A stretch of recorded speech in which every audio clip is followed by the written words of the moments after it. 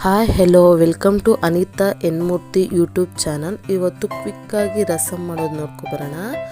ಈರುಳ್ಳಿ ಒಂದು ತೊಗೊಂಡಿದ್ದೀನಿ ಮೀಡಿಯಮ್ ಸೈಜು, ಬೆಳ್ಳುಳ್ಳಿ ಒಂದು ಮಾಮೂಲಿ ದೊಡ್ಡ ಸೈಜ್ ಇದೆ ಒಂದು ಬೆಳ್ಳುಳ್ಳಿ ತೊಗೊಂಡು ಅದನ್ನು ಜಜ್ಜಿಟ್ಕೊಂಡಿದ್ದೀನಿ. ಒಂದು ಮೀಡಿಯಮ್ ಸೈಜ್ ಟೊಮೊಟೊ ಸಣ್ಣದಾಗಿ ಉದ್ದದಾಗಿ ಕಟ್ ಮಾಡಿ ಇಟ್ಕೊಂಡಿದ್ದೀವಿ. ಮತ್ತು ಕರಿಬೇವಿನ ಸೊಪ್ಪು ಒಗ್ಗರಣೆಗೆ 1-2 ಒಣಮೆಣಸಿನ್ಕಾಯಿ, ಸ್ವಲ್ಪ ಕೊಬ್ಬರಿ ಮತ್ತು ಕೊತ್ತಂಬರಿ ಸೊಪ್ಪು.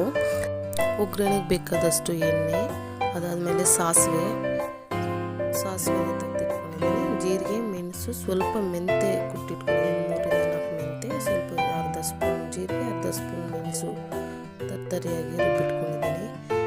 ಸಾಂಬಾರು ಪುಡಿ, ಅರಿಶಿನ, ಒಂದು ದೊಡ್ಡ ನಿಂಬೆಹಣ್ಣು ಗಾತ್ರದಷ್ಟು ಹುಣಸೆಹಣ್ಣು ತೊಳೆದ್ಬಿಟ್ಟು ನೆನೆಸೋಕೆ ಇಟ್ಕೊಂಡಿದ್ದೀನಿ. ಆಮೇಲೆ ಪಾತ್ರೆ ತೆಗೆದು ಅದರಲ್ಲಿ ಎಣ್ಣೆ ಹಾಕಿ ಸಾಸಿವೆ ಹಾಕಿ ಈರುಳ್ಳಿ ಹಾಕ್ಕೊತಾ ಇದ್ದೀವಿ. ಈರುಳ್ಳಿ, ಕೊತ್ತಂಬರಿ ಸೊಪ್ಪು, ಒಣಮೆಣಸಿನ್ಕಾಯಿ ಮತ್ತು ಬೆಳ್ಳುಳ್ಳಿ ಹಾಕಿ ಸ್ವಲ್ಪ ಹೊತ್ತು ಎಣ್ಣೆಯಲ್ಲಿ ಈ ಥರ ಹಸಿ ಸ್ಮೆಲ್ ಹೋಗೋವರೆಗೂ ಫ್ರೈ. ಈ ಥರ ಒಂದು ಸಲ ಟ್ರೈ ಮಾಡಿ ನೋಡಿ, ಸೂಪರಾಗಿ ಆಗುತ್ತೆ, ಬೇಗನೂ ಆಗುತ್ತೆ, ಕ್ವಿಕ್ಕಾಗಿ ರೆಡಿ ಆಗುತ್ತೆ. ಬೆಳ್ಳುಳ್ಳಿ ಹಾಕ್ಕೊತಾ ಇದ್ದೀನಿ. ಹಂಗೆ ಬೆಳ್ಳುಳ್ಳಿ ಹಾಕ್ಕೊಂಡು ಸ್ವಲ್ಪ ಕಲಿಸ್ಕೊಂಡೆ ನೋಡಿ, ಈ ಕನ್ಸಿಸ್ಟೆನ್ಸಿ ಇದೆ. ನೆಕ್ಸ್ಟ್ ಅದಾದಮೇಲೆ ಟೊಮೆಟೊ ಹಾಕ್ಕೊತೀನಿ.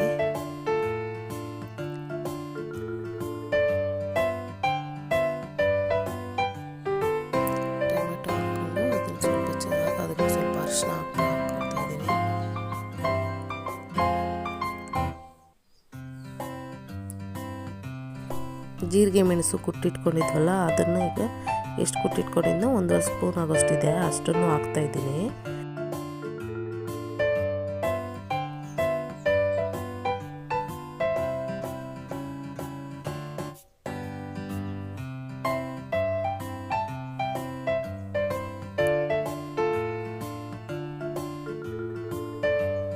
ಕಲಿಸ್ಕೊಂಡು ಸಾಂಬಾರು ಪುಡಿ ಒಂದು ಸ್ಪೂನ್ ಹಾಕ್ಕೊತಾ ಇದ್ದೀನಿ. ಸಾಕು, 1 ಸ್ಪೂನು. ಖಾರ, ಜೀರಿಗೆ ಮೆಣಸು ಹಾಕಿರ್ತೀವಲ್ಲ, ಮೆಣಸೆ ಖಾರ ಇರುತ್ತೆ, ಅದರಿಂದ ಏನು ಸಾಂಬಾರು ಪುಡಿ ಜಾಸ್ತಿ ಬೇಕಾಗಲ್ಲ.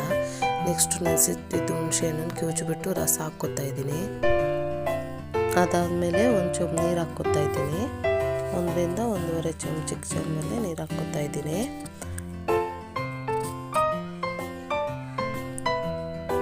ಸ್ವಲ್ಪ ಕೊತ್ತಂಬರಿ ತುರಿದಿಟ್ಕೊಂಡಿದ್ದು ಕೊಬ್ಬರಿ ಹಾಕ್ಬಿಟ್ರೆ ಮುಗೀತು. Thank you for watching.